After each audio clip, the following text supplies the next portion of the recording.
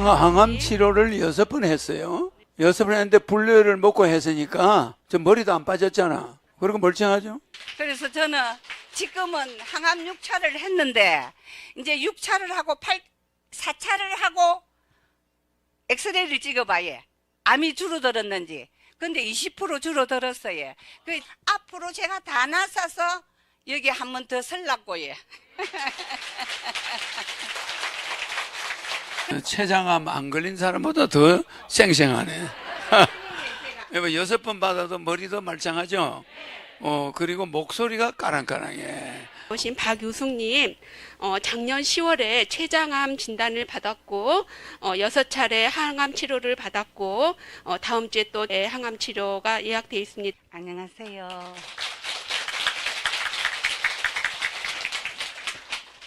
제가 처음으로 췌장암 진단을 받았을 땐 정말 암담했어요. 아무것도 눈에 비는 게 없고 그냥 막막하다 그럴까 그런 생각이 들었어요. 근데 제가 이제 하늘궁예를 왔으니까 신이님을 믿고 신이님이 제 옆에 계시니까 저도 같이 이제 해볼 거라고 생각을 하고, 근데 이게 췌장암이라는 게 발병이 딱 되면 그때부터 번진대요.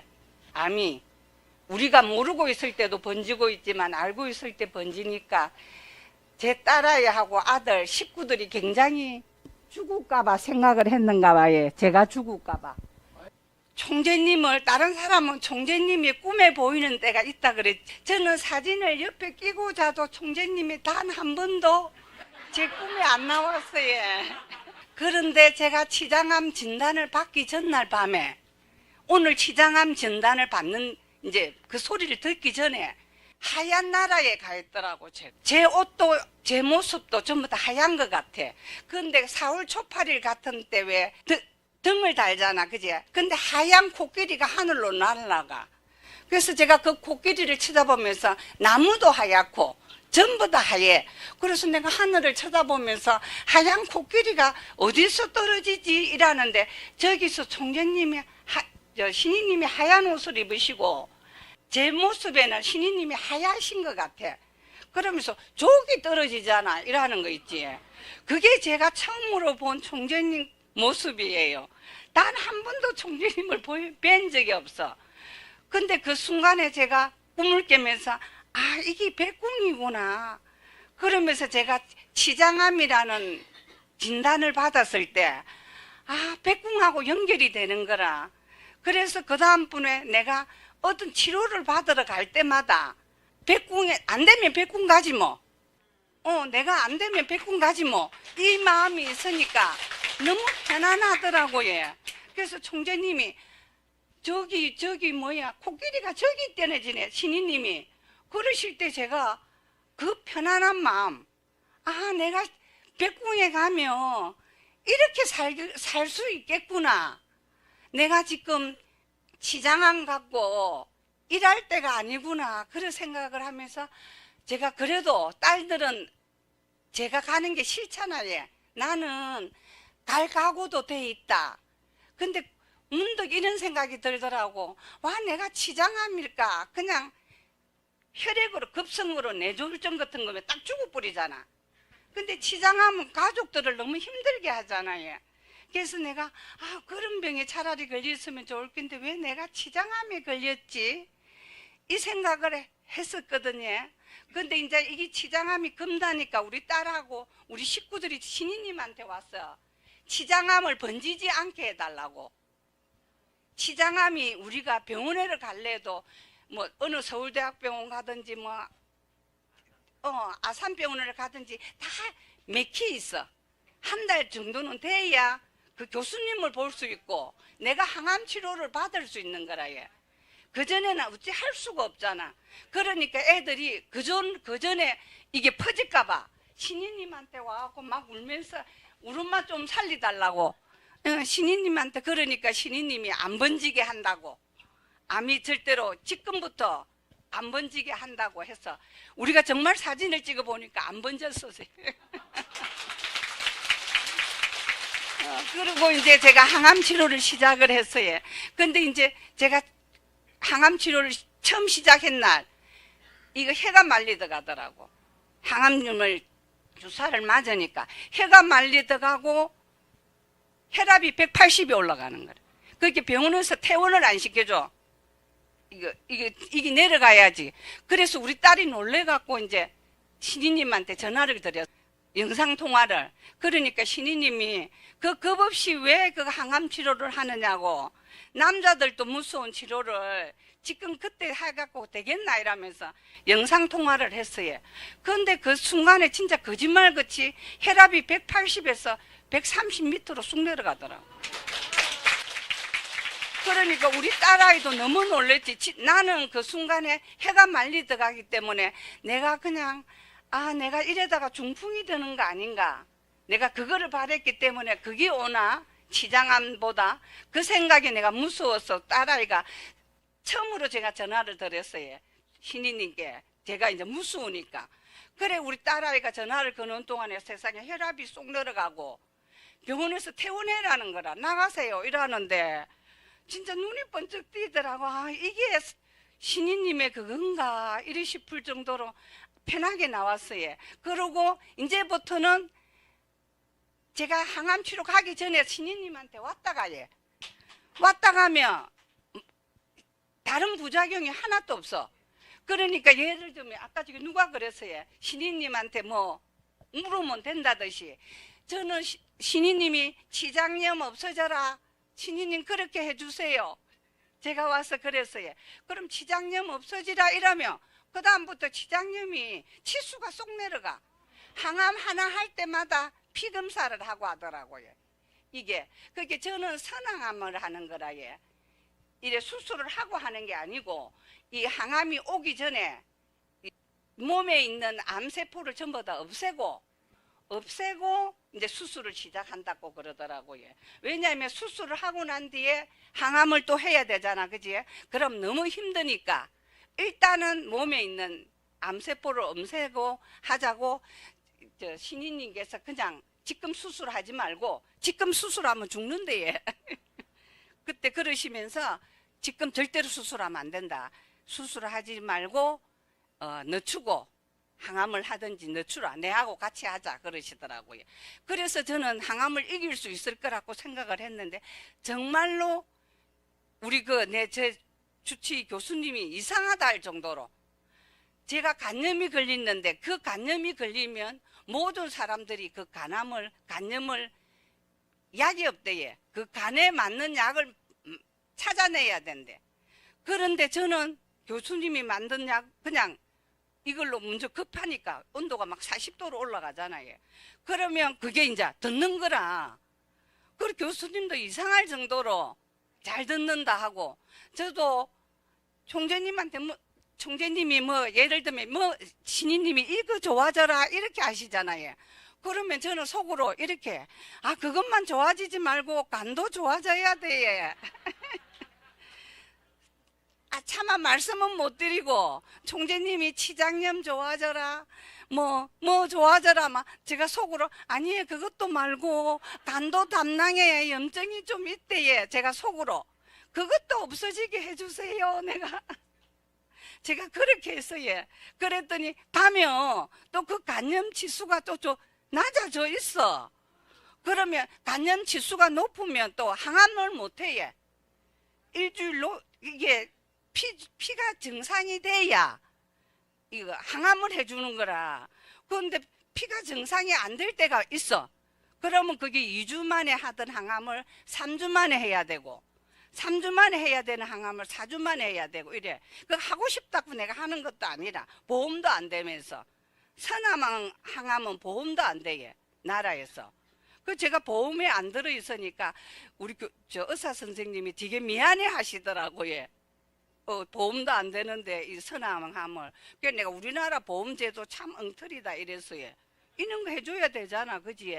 그런데 그래도 제가 총재 속으로 이것 좀 나쁘면 어떡해 속으로 피 치수가 있는 게 있어야 되니까. 그러면 신이님한테 내 속으로만 해도 그게 떨어지는 거라. 그리고 우리 딸아이가 37인데 걔가 쟤를 밥을 해 먹여요. 삼시세끼를. 그리고 우리 아들이 3kg를 걷게 하고 저를. 우리 딸이 3kg를 걸어줘요. 걔가 밥을 삼시세끼를 헤매기면서 저를.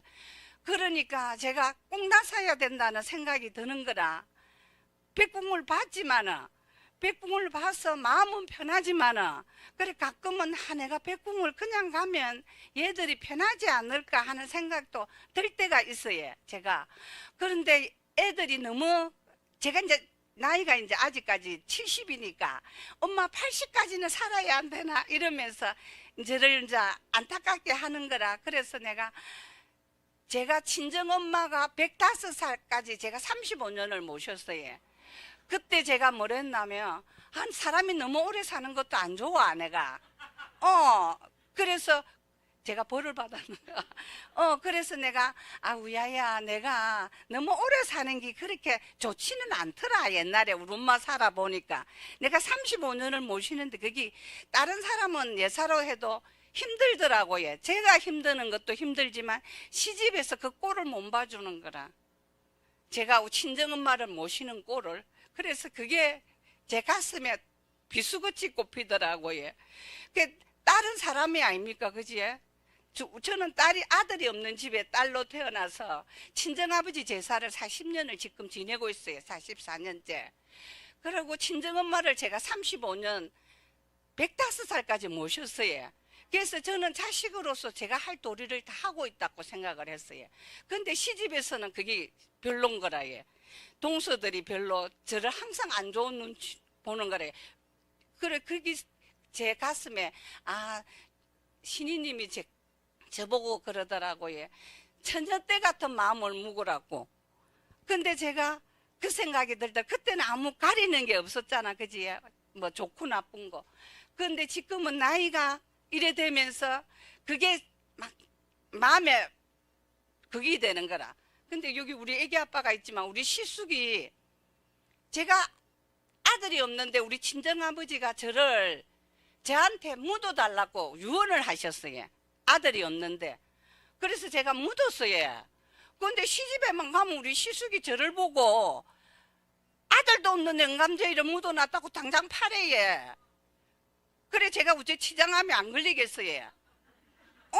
그 소리를 들을 때마다, 명절 때마다 가면 우리 시숙은 아무렇지도 않게 아들 없는 영감제이를 묻어놨다고 우리 아버지가 그거를 했어요. 무슨 역적입니까? 산소를 팔아 하면 돼요.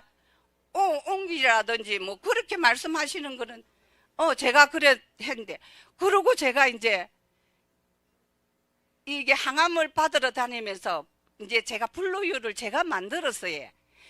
처음에는 한살림 우유가 좋다고 한살림 우유로 했어요. 한살림 우유로 했더니 한살림 우유는 뻥 터지더라고. 희한하게 집에서 무슨 폭발 나는 줄 알았어요. 그거를 닫아갖고 한살림 우유로 만들었더니 뻥 터져갖고 그냥 정신이 없었어. 그런데 이제 한살림 우유는 안 되고 제 생각에는 그래갖고 그거 우유로 했어. 빨간 뚜껑이 있는 우유, 서울 우유. 그게 돼. 서울 우유가 돼. 서울 우유로 불로유를 만들어 갖고 그거를 이제 조금 그거 하고, 내가 이제 신이님한테 와서 어린 양 부리고, 신이님 여기도 아파요. 요것도 좀 없애주세요. 그러면 신이님이 제가 하고 오링 테스트 하면서 뭐 난 살아 이라면 저는 그게 낫는다고 딱 생각을 하고 가면, 거짓말같이 그 항암을 받기 전에 맨날 아침에 8시에 가서 피직 검사를 해요. 피 검사를 하고 10시에 피 검사가 나와요. 그러면 그때 그 피를 보고 의사 선생님이 항암 주사를 놓지 그냥 안 놔줘요. 그래서 그거 맞으러 갈 때도 떨려요. 피가 잘못돼서 못 맞을까봐. 그러는데 그게 이제 잘 돼갖고 지금은 6차를 맞았어요. 6차를 맞고 제가 뛰어다녀요. 제가 하루에 3km, 제일 안 걸을 때가 3km 내지 9km를 걸어요. 사람들은 항암하면 걷지도 못한다 그래요. 저기 뭐야, 링겔, 암 환자들 링겔 달고 다녀요. 저는 암 환자 링겔 안 달아요. 저는 저 신이님이 주신 그런 거 먹고 그런 거 하면서 그냥 아주 씩씩하게 걸어요. 그래서 불로유 먹고 이러면서 씩씩하게 걸으니까 사람들이 가끔은 동네 사람들이 제가 치장암이라는 소리는 들었는데 저 여자가 너무 멀쩡하게 생기니까 저를 쳐다봐요. 그래서 저는 지금은 항암 6차를 했는데 이제 6차를 하고 4차를 하고 엑스레이를 찍어봐요. 암이 줄어들었는지. 근데 20% 줄어들었어요. 그 지금 6차를 끝내고 8차를 하고 또 엑스레이를 찍어본대요. 그러고 이제 지금 딴 데서는 자꾸만 수술을 하라 그래요. 근데 이제 신인님하고 언론을 제가 해보고 수술을 하든지 안 그러면 중립자라는 게 있대요.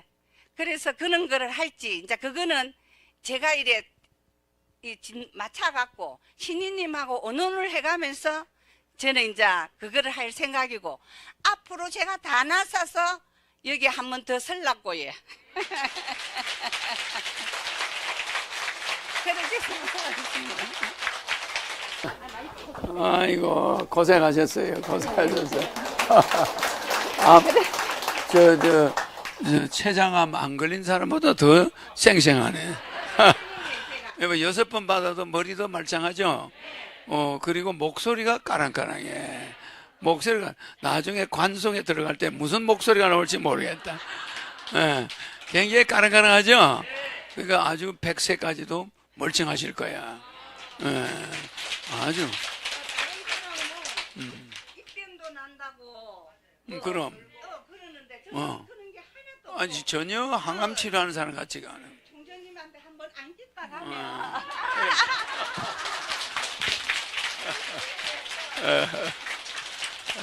그래. 아이고 고생하셨어요.